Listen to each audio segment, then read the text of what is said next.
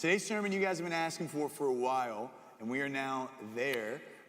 We are now beginning to talk about the end times. So we are going to talk about, what does God say the end of the world is going to look like? What does God say the destruction of the earth, the rapture, the plagues, the wars, the famines, the spiritual beings that will roam the earth again, what does all of this look like? And when is it going to happen? So today's sermon in particular is entitled Signs of the End Times.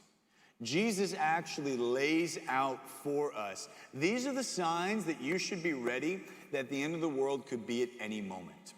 And you can tell me at the end of the sermon whether you think that we are in fact close to the end times based on the predictions that Jesus made. Now, a reminder, as I summarized last week, I know you might be saying, Barrett, I thought we're in the book of Revelation.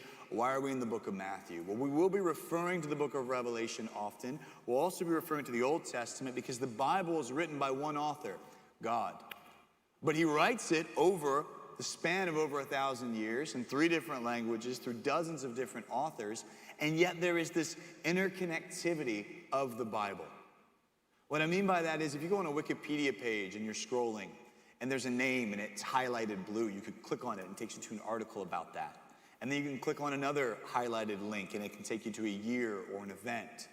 The Bible is made up like that, where you can be reading something in Isaiah and a phrase will be said that Jesus says hundreds of years later.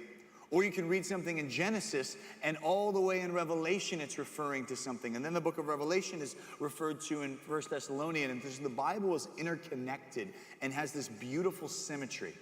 But it is also not written inherently in chronological order. Meaning, when you read Revelation chapter 1, it doesn't always progress in chronological order in timeline from beginning to end. So the book of Revelation is confusing. I hope that the next few weeks help you to clarify it. We're going to start breaking out our timeline for the book of Revelation next week. And next week we'll get into more of the rapture.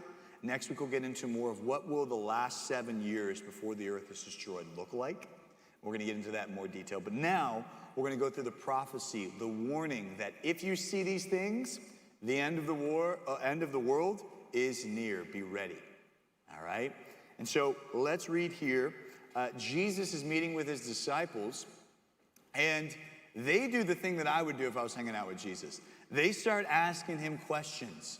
Here is the source of all knowledge and truth, and also the guy who knows the future. Guys, Jesus doesn't just think about or guess what happens in the future. He knows. Because you and I are trapped in time. You are in a present moment. All that you have is memories of the past, shadows of the past in your mind, recollections of what was.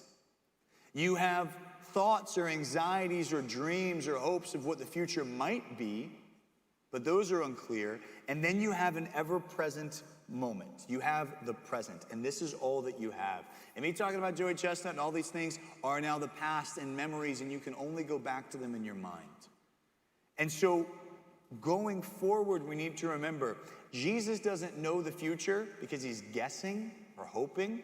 He knows the future because he is there. When he describes himself, he says, I am.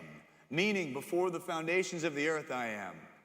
When Moses is at the bush, I'm there with him, just like I'm here in this room at Cornerstone Chapel, just like he is there at the end of the world. Jesus is present in every single millisecond of time. He doesn't predict the future, he's in the future, he's there. And the future is an illusion that we create based on our one idea that we have one present moment. If that sounds confusing, it should be. But to summarize, Jesus knows the future. God knows the future.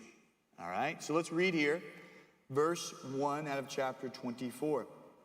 As Jesus was leaving the temple grounds, his disciples pointed out to him the various temple buildings. So Jesus is with his disciples. They're walking along. There's this beautiful temple complex with so much gold, and it's beautiful, and it's ornate, and it's lovely. And they're pointing out, oh, look at this and that, and this is awesome.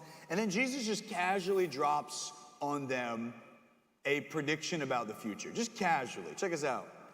Verse 2, but he responds, do you see all these buildings? I tell you the truth that not one will be here. They will be completely demolished. Not one stone will be left on top of another. Now, this would have been shocking to hear, like, excuse me? The temple of God is going to be destroyed? What are you talking about? Well, Jesus is making a prediction that in just about 30 or 40 years would come true. Jesus casually is dropping a reality that took place later. So he makes a prophecy here about the future. Now, if you're a student of history, about 70 AD, the Jewish people rebel against the Roman Empire. This is about, again, 30, 40 years later. They are defeated by the Roman Empire, and the Roman Empire, to punish them, takes away their nation, crushes the nation of Israel, divvies up the land among other people. They take the temple of God, they destroy it, and then they burn it to the ground. And while it is burning, gold from the various parts of the temple seeps into the cracks between the various stones of the temple. And there are historical accounts of the Romans knocking over every single rock so that they can chisel out the gold to save and reuse, to where Jesus' prophecy comes true. So Jesus just casually drops a very true historical prediction that takes place later. And so the disciples are kind of curious, like, wait, hold on, Jesus predicted that. Why don't we ask him all our other questions that we have? Like, what's it gonna be like at the end of the world? If I had lunch with Jesus, I've got some questions I would love to ask. I would love to go through with him. So they realized they're with him. So verse 3, later, Jesus was sitting on the Mount of Olives. His disciples came to him privately and said, tell us, what will happen? When will all this happen? What sign will signal the return, your return, and the end of the world? So the Bible prophesies Jesus will come back. And when he does, there's going to be what's called the rapture. We'll talk more about this later. But the idea is Jesus will come back, a trumpet will be sounded, and every Christian in the blink of an eye, in a moment, will disappear off the earth. Think about like in Avengers when you have the blip or you have the snap, if you will. And it's almost creepy to think about.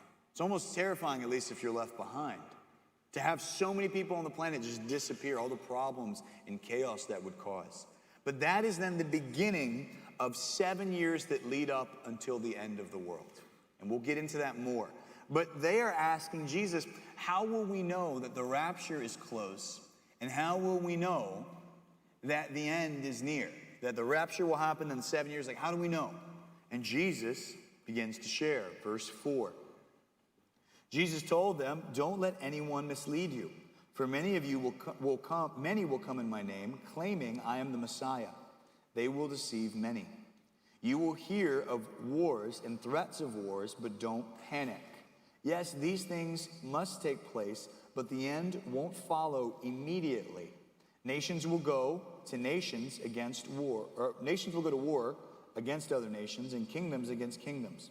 There will be famines and earthquakes in many parts of the world.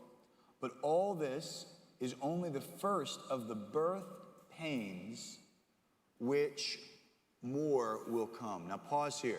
He says this phrase, birth pains, all right? He is alluding to, after he just mentioned the destruction of the nation of Israel, he then says this phrase, birth pains. I now want to read to you from Isaiah chapter 66, written hundreds of years earlier, all right? And then I will give you the first sign that the end times are near. Jesus is leaving breadcrumbs and signs and hints for us to know when the end of the world is near. Track with me here. Isaiah chapter 66, verse 8. It writes, who has seen anything as strange as this? Who has heard of such a thing? Has a nation ever been born in a single day? Has a country ever come forth in a mere moment? But by the time of Jerusalem's birth pains, there is that phrase again, by the time of Jerusalem's birth pains beginning, her child will be born. Pause here. So, Jesus uses this phrase, birth pains. He's referring back to all the way in Isaiah. What he's saying is, hey, listen, in the future, Israel as a nation will be destroyed, and that took place in 70 AD. You will know the end times are near when the nation of Israel becomes a nation again. When this prophecy, all the way back in Isaiah, takes place, where a country will be born in a single day. How can a country be born after it has not been a country for something like over 1,700 years or more. How can that happen? Well, the Jewish people, after they were destroyed by the Roman Empire, scattered. They were refugees. They traveled all around the world. Then, a pretty big war broke out, World War I. After World War I, there were articles written that Israel would be made new in the sense that they would be given a land for the Israelites to live as refugees. They were not given that land after World War I, and they were denied it. Then World War II happens, and something, of course, very, very significant happens to the Jews, where Hitler tries to eradicate every single Jew on the earth. He tries to kill them in the Holocaust. A horrible, horrible tragedy and genocide taking place. And this is obviously, if you're Satan and you know part of the prophecy that God has for the end of the world is going to be using the Jews, you might have inspired their killing. So it could have been something that was demonically or satanically inspired. Regardless, after that war, the Jewish people preserve and prosper and thrive, and they are now given a nation. In a single day, a document is signed saying the nation of Israel is now back. The Jews from all around the world can come back and recreate their country. Guys, there is no account in historical records of a nation being recreated after this. After they have been destroyed for over 1,000 years, no account of a nation being recreated like this. But God did it supernaturally in a single day, fulfilling a prophecy all the way back in Isaiah. Thousands of years later, God made this happen. And then that phrase is said. What does it say? By the time Jerusalem's birth pains begin, her child will soon be born. What this is saying is Jesus says the first sign that the end times are soon is that the nation of Israel will be reborn. Guys, this has already happened. Many atheists would point to the Bible and say, aha, you guys predicted the nation of Israel will be reborn. That's ridiculous. That's never going to happen. How is the nation of Israel just going to form out of nothing? Well, it did. It did. And this happened in 1948. So now, we don't need to wait for this prophecy or sign. It's already happened. And it is absolutely incredibly improbable and wild that it took place. But with God, all things are possible. So the first sign that Jesus gives of the end times is Israel will be created. Check. Let's keep going. Next, he says that a great deception will come. Verse 4, don't let anyone mislead you, for many will come in my name, claiming I am the Messiah. They will deceive many. So one of the signs of the end times is that there will be confusion around Jesus being the Messiah. 600 years later, a man by the name of Muhammad would step forward. And he would say, actually, there's some confusion. You see, some people claim that Jesus is God's son, the Messiah, but actually he's wrong. And so he founds a false religion called Islam. And he founds this religion, and one of their core tenets is that Jesus is just a nice guy. He's just a prophet, but he is not God in the flesh. And they deceive many. And a new world religion is born with a false identity. Did you know, by the way, that Muhammad claims that an angel appeared to him, beautiful and majestic, and spoke to him these words?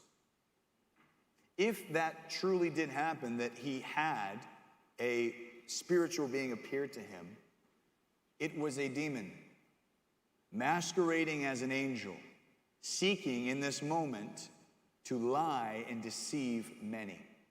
The second largest religion in the world, leading millions, and actually almost close to a billion, it might be over a billion, I think, astray about who Jesus is, and lying about that could have been demonically inspired. Paul actually warns, he says, listen, even if an angel appears and it says to you, this beautiful, supernatural looking, little g, God-like creature appears to you and says, hey, actually, you guys got it wrong about the whole Jesus thing. You guys totally made a mistake. You shouldn't be worshiping him. Actually, this other person is God. Don't believe it. If you came to me and said, Barrett, I had a dream or a vision, or I had an appearance, this creature appeared to me, it did some miracles, it did some amazing things I can't explain, and then it told me that Jesus is not God's son, I would say, okay. It's possible that you actually had this happen. But just because some creature performs a miracle does not mean they are of God. You must measure, what does the Bible say, and compare it to the experiences that you have. I don't care if amazing creatures of light land on the White House lawn, say, hey, we're actually your ancestors. We're the gods of old that you once worshipped. You should obey and worship us. All your false religions are made up. Christianity isn't real. Muslims aren't real. Islam isn't real. These are all false. You should not be deceived by this and drawn away from your faith. The Bible's warning you. And we'll get to that at a later point. When we talk about those 7 years, there will be a great deception. We'll get in more into that. But what it says here is that these false religions will pop up. Mormonism is an example of people doing this. This is a more recent religion. People walk up to you and say, hi. They'll knock on your door. I'm from the Church of Latter-day Saints, Church of Jesus Christ of Latter-day Saints. I'm a Christian. They'll tell you they're a Christian. They are preaching a false gospel to you. Because if you ask them about who Jesus is, you get into the detail and the minutia. They have not only edited the Bible, they have added parts into the Bible, though the book of Revelation says you should not add anything to the Bible, and you will be cursed if you do. They also lie about the identity of Jesus and say that he's the blood brother of Lucifer. And they have many, many misconceptions I could spend a long time going into. They're the Jehovah's Witnesses. My wife and I were approached by them in the mall. My wife and I are walking along in the mall, and we're just having a nice time, and 2 people were walking up to us.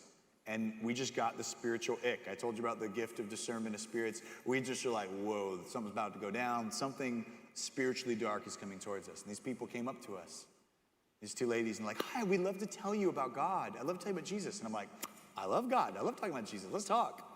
And so they try to convert us. And my wife, I had to stop talking because my wife just started talking and was absolutely destroying their false lies and teachings, because my wife knows the Bible. So my wife goes up to them and says, oh, you mean that you're telling me that there's a lost book of the Bible? Yes, and we've found that lost book and we have it. Cool, because in the book of Revelation, it tells us that anyone that tries to add to the Bible is a liar and that they are a false prophet and that they should be essentially have an extra curse upon them. So if that's you, you are a liar, you're a false prophet, and you have a curse that has been put upon you by God. I think you're not right. Okay, like my wife is like, I'm over here like, I'm like, wow, that's like spiritually attractive, you know what I'm saying? Like that's hot, like that's awesome. So my wife is like absolutely demolishing them, and they keep trying to share, and she goes, I think we're done here, and so here's what we're gonna do. You're gonna turn around, you're gonna leave now because we don't want to have anything else to do. And she was being polite, but she was being very firm. She's saying, I do not want you to preach this false gospel in this mall. And I'm going to pray that you have no success, that no one listens to your lies, and that whatever demonic entity came in here with you would be gone. And the lady's like, oh, I'm offended. And she goes, okay, be offended. You're spreading lies about Jesus. You're literally leading people towards hell. I'm trying to rebuke the lies, the deception that you're spreading. So Jesus says one of the other signs of the end times, deception will take place around who Jesus is. Check. Next, wars and rumors of wars. Raise your hand if in the past year you have heard the phrase World War III. Anyone heard that phrase? I'm sick of hearing it, all right? I'm sick of hearing it. Sick of hearing it. Everyone's like, Trump is going to cause a World War III with Iran, or you got Russia and Ukraine over here, and clearly we're teetering on the brink of World War III. NATO might get involved over here. You got India and Pakistan, and they're firing rockets at each other and drone attacks. You've got over here Taiwan, and then you've got China, and there's probably going to be some kind of conflict over here. You've also got this. It's like, guys, chill, like relax, but they will not stop talking about it. We also have the first all-out war between 2 sovereign nations in Europe since World War II, between Russia and Ukraine. And so you see here, guys, we are not that far off. You can easily check the box that there are wars and rumors of wars in our current time. And these are all, again, signs, warnings, birth pains. Now, not to get too visual on this, but the idea being, when it says a birth pain, it talks about giving birth to this child, which is the end. And so when we're talking about this, essentially, if someone says to you, hey, I'm pregnant, I'm 9 months pregnant, my water just broke, and I'm feeling really uncomfortable in contractions, the baby's on the way. Get ready, get to the hospital, all right? Get prepared, we are about to have this child. Guys, I don't know if you see this, but these are the contractions. These are the signs. If you will, history is in the hospital, ready for the end to be birthed. Next, many natural disasters. How many times, have any of you heard anything about climate change lately? Anybody brought up climate change? You ever heard that phrase, climate change, global warming? People are like, oh man, there's more tsunamis and hurricanes and there's earthquakes and there's volcanoes going off and there's this flood here and it's crazy. As time goes on, as time goes on, these will continue. You'll see more and more and more of these, and they will grow in severity. And Jesus says this is evidence, this is a sign that we're getting closer to the end. Jesus says this here. Next, he says there will be moral confusion. Moral confusion. Let's read that again. Verse 10. And many will turn away from me and betray me and hate each other. Many false prophets will appear and deceive. Verse 12. Sin will be rampant everywhere, and the love of many will grow cold. Pause there. Guys, there's going to be moral confusion in the end times, where things that are sin are called right, and things that are right are called wrong. You can't tell me that you haven't seen this in the past few years.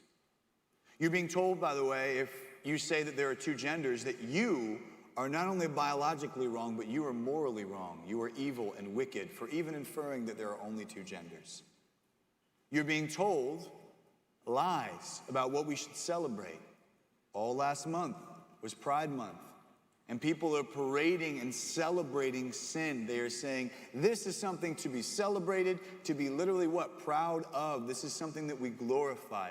Now, I do not say these things seeking to morally posture and say, oh, well, Christians are better than non-Christians. No, we all sin. We all are in need of mercy. But to celebrate lying, to celebrate murder, to celebrate sin, sexual promiscuity, or gender fluidity, these are not things to be celebrated. These are things to be called out for what they are, sin. And this is a sign of the end times, that right is being called wrong and wrong is being called right. In fact, also with this comes the next point. Jesus says, you will be persecuted. Oh, I didn't add that. Well, I'll get to that. But you will be persecuted. He says Christians will be persecuted all over the earth. They will be arrested, they will be persecuted, and they will even be killed. Now, in America, not many Christians are being killed for their faith. Not many Christians are being arrested for their faith. But some are being arrested or persecuted legally for speaking out on these moral confusion issues, for speaking the truth. Even in Loudoun County, some teachers were sued or fired based on speaking the truth, that there are two genders, or speaking what is true about the Bible. But all over the world right now, Christian persecution is at its height. Did you know, not percentage-wise, but number-wise, now more Christians are being persecuted than ever before in human history? More Christians are being persecuted now than ever before and under the authority of nations that wish to destroy them than ever before. And so, not only is there moral confusion, but there is persecution, and these are signs of the end times. And then the final one is actually a positive, which is good. Jesus predicts that the gospel will be preached all over the world. Verse 14, and the good news about the kingdom will be preached throughout the whole world so that all nations will hear it. Listen, next phrase, then the end will come. This is the signs.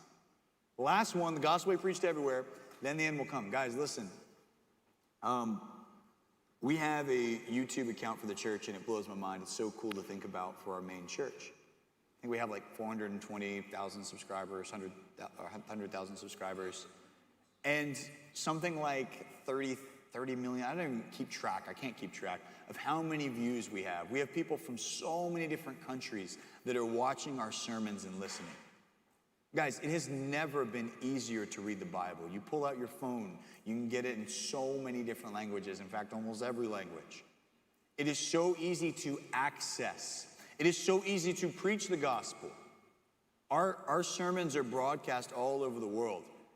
Even into China and Russia, which both have blocked our YouTube channel, or you can't watch our YouTube videos, but people just use VPNs to get around. And I know because I have friends in China, wink, wink, who do that, and friends in Russia who do that. They use VPNs to get around it.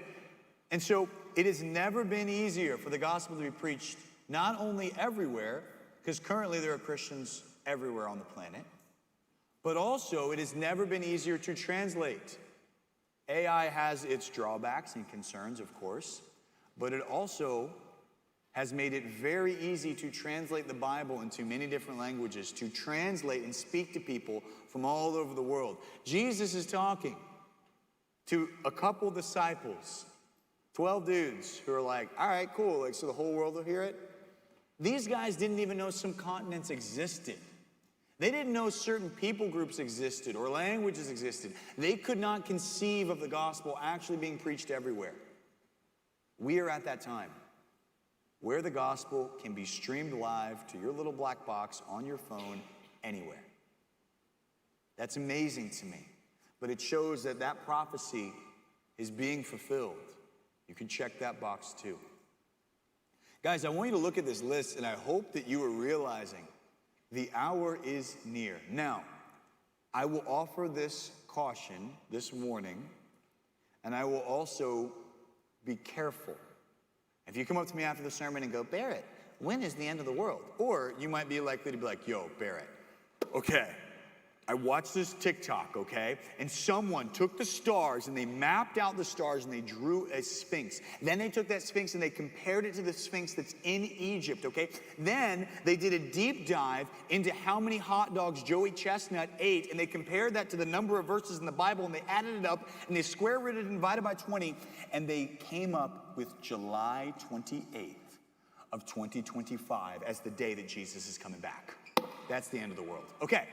First of all, get off TikTok, okay? Like you're in too deep, okay? Chill for a minute.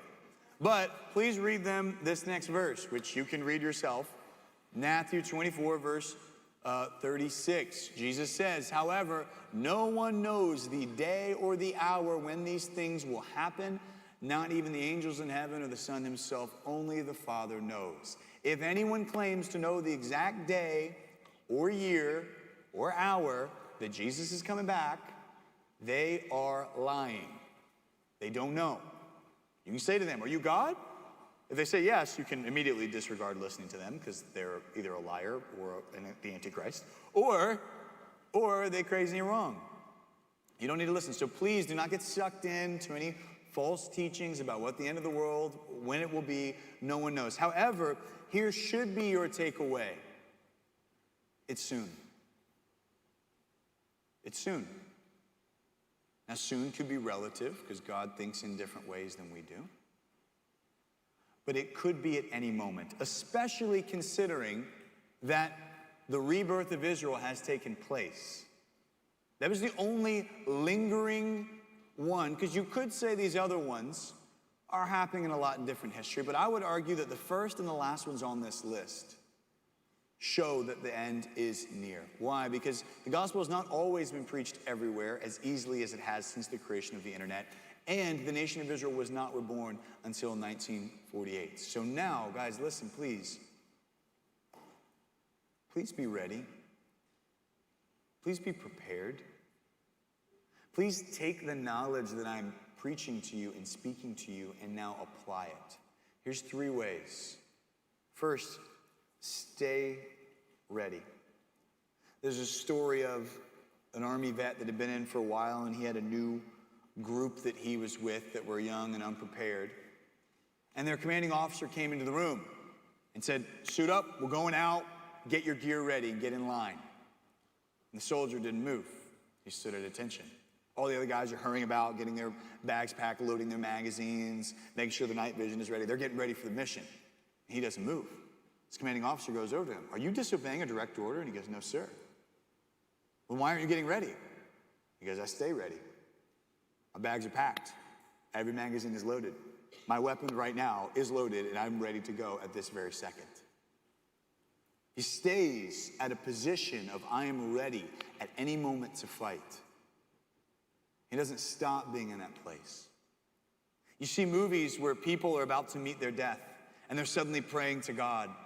They're suddenly trying to get right with their God. It's like this, all right, what are your final words? You know, get everything ready and in order before you die. I pray, and I mean this, I pray. I pray in a way where I am ready to die at any moment.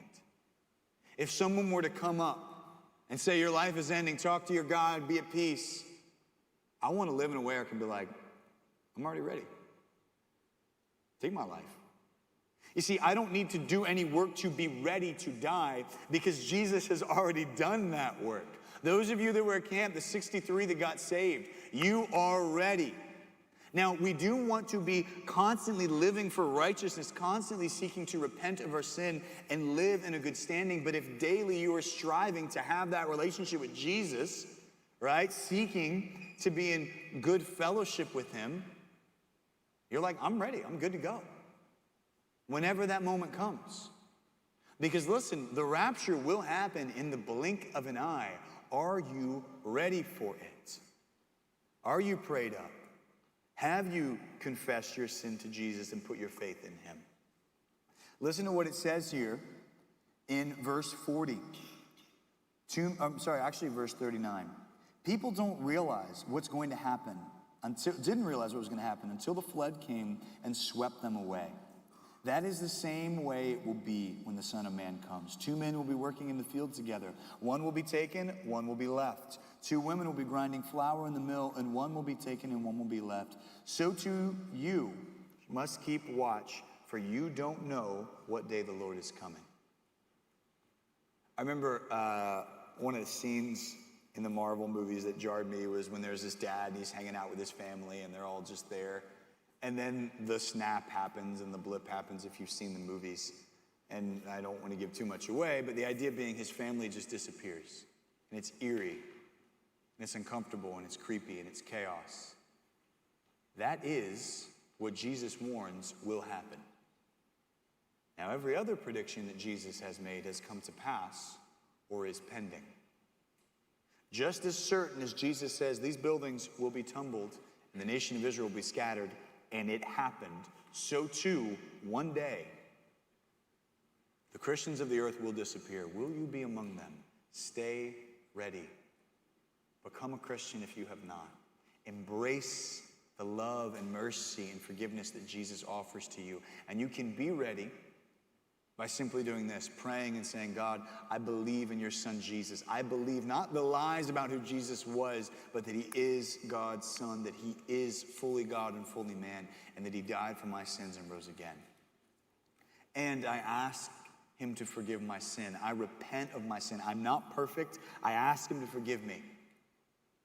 And I desire to be made new by him. And by the work of Jesus, not your own works, but by your faith in him and his works, and that confession and recognition of your sin, you are saved by faith in him. You are ready.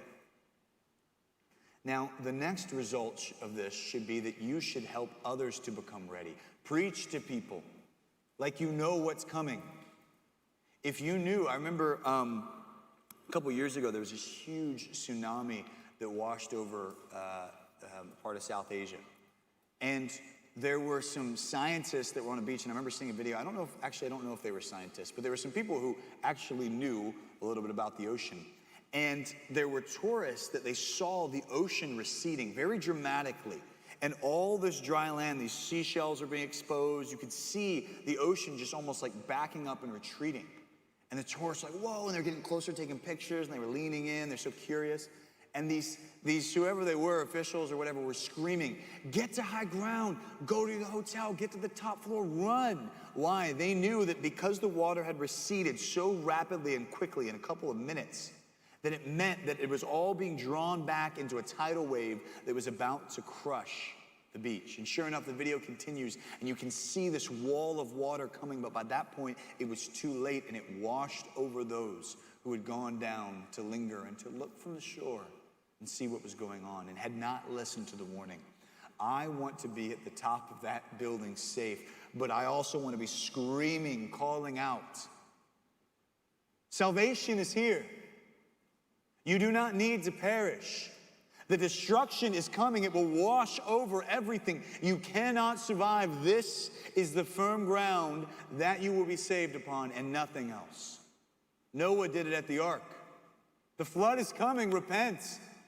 God's wrath is coming, but anyone can be saved. There's this ark. There's so much room. Please be welcomed here. But when the door was shut and the flood began, there was no more salvation. We must preach like we believe this. We believe the end is coming. We must preach like we care about the people around us. I got a huge compliment when I was in high school on my football team. I would sit down and I would go around and I would, during like our 2-day football practices, we'd have like lunch breaks. And so you're inside and you're just sweating and you're miserable and exhausted. And you're eating your PB&J sandwich your mom packed you and like trying to get your calories and water up. And so every time I would wander around, I never sat with the same guy twice. I'd go to a different little posse, and I'd start talking about Jesus, and I'd start just sharing him, inviting him to church or whatever. And I sat down to a group, and I started talking, and another group of guys, or one guy in particular, that I had already shared about Jesus, yells over like, "Oh, get ready, Barrett's about to talk to you about Jesus." And I was like, "Yep, totally am, not even embarrassed about it. Like, I am, here we go." And I sat down and I talked to those guys about Jesus. I wanted to be known for that. I sit down on a plane and I'm next to somebody. And I'm like, "All right, Lord." And I pray about it. I'm like, do I turn to my right? Do I turn to my left? Where do I go? Like, who am I going to talk to? And I try and talk to them about Jesus. Sometimes they're like, "Hey, I really want my AirPods in and I want to watch this movie that I'll probably forget in 20 minutes. I don't want to talk about Jesus." I'm like, "All right, cool." But I want to try and give them the opportunity because sometimes I do meet someone who does want to know and I want to preach this news to them because I know what's coming. I care. We need to respond to these signs, knowing the end could be near, and preach like it. Because there are some people that when the rapture does happen, the Bible says after it happens, we'll go, "Yo, those Christians were right. Yo, this is so awkward. They were so right about this the whole time." The Bible even says that many people of the Jewish religion will realize, wait, Jesus was the Messiah. His prediction was true that he made. And many will be saved. But they will still have to endure 7 years that would be more horrible than anything you can fathom. And then finally, we need to not be deceived. Guys, you will not have Rachel Boring with you every time someone comes up and preaches some false lie to you, to lean over and be like, "Hey, Rachel, is that true? Is that in the Bible or not?" It's kind of like when you're taking an exam and you've been cheating on ChatGPT for all of your answers up to this point, but now you don't have ChatGPT and you're exposed for not knowing the answers. You're like, "Oh, I gotta actually know this in my brain on my own. This is awkward." Right? Or when you take that math test and you can't just flip to the back of the book and all the answers are there. We've got to know the truth and theology of the Bible so we are not deceived when people come up to us. I pray to know the Bible well enough that even if Satan himself appears with the Holy Spirit's discernment in me, the power of God in me, and the knowledge of the Word, I can see through that deception and reject it. Not in my own strength, but in the strength of the truth that is taught to me and the Holy Spirit that is ministering to me. I pray that we would be risen up. But guys, the reason that we focus on this Bible and that every week we meet, we open this book, is not only just so we can live well, but we can be equipped against the lies that are brought against this. People will come to me and be like, "What do you think of this YouTuber? What do you think of this Instagram influencer? What do you think about this? What do you think about that?" And I say, "I don't know. Let's figure it out.